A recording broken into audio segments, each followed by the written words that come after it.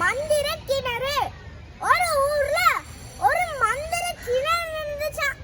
அந்த மந்திர கிணறுல யாரு காசு போட்டு எதை கேட்டாலும் அந்த மந்திர கிணறு கொடுக்குமா.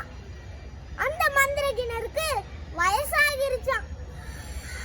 அந்த மந்திர கிணறுல யாரு காசு போட்டு எதை கேட்டாலும் அதால தர முடியலையா. அப்போ ஒரு சின்ன பொண்ணு வந்து, மந்திர கிணறு, நான் உனக்கு காசு போட்டு போறேன், எனக்கு நீ யாருமே இல்லை, எனக்கு ஒரே ஒரு பப்பி மட்டும் தான்னு சொல்லி காசு போட்டுட்டு போகலாம். அப்ப மந்திர கிணறு அழுகுதான். அந்த மந்திர கிணறு அழுகிறத ஒரு தேவி கண்டாங்களாம். அந்த தேவி வந்து கேட்டாங்க, மந்திர கிணறு நீ ஏன் இப்படி அழுகிற என்று கேட்டதான். மந்திர கிணறு சொல்லுதான், நடந்தது எல்லாத்தையும் மந்திர கிணறு சொல்லுதான்.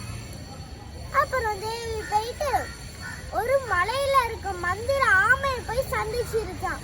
சந்திச்சு, என்னோட ஒரு நண்பன் இருக்கான், அவனும் ஒரு மந்திர கிணறு, அவனுக்கிட்ட போய் யாரு காசு போட்டு கேட்டாலும் எதுவும் கிடைக்க மாட்டேங்குது, அவனுக்கு வயசாகிருச்சு, ஏதாவது அதுக்கு வழி இருந்தா சொல்லுங்கன்னு அந்த மந்திர ஆமை கிட்ட கேக்குதான். அப்ப அந்த தேவிக்கு மந்திர ஆமை சொல்றாரு, இந்த சிரட்டையில அந்த மந்திர ஆற்றில் உள்ள தண்ணி எடுத்துட்டு போய் அந்த கிணற்றுல ஊற்று, எல்லாம் சரியா போயிடும் அப்படின்னு சொன்னிச்சான். அதே மாதிரி அந்த தேவியும் அந்த சிரட்டை எடுத்து அந்த தண்ணியில எடுத்துக்கிட்டு அப்படியே இந்த மந்திர கிணற்றுல ஊற்றுச்சான்.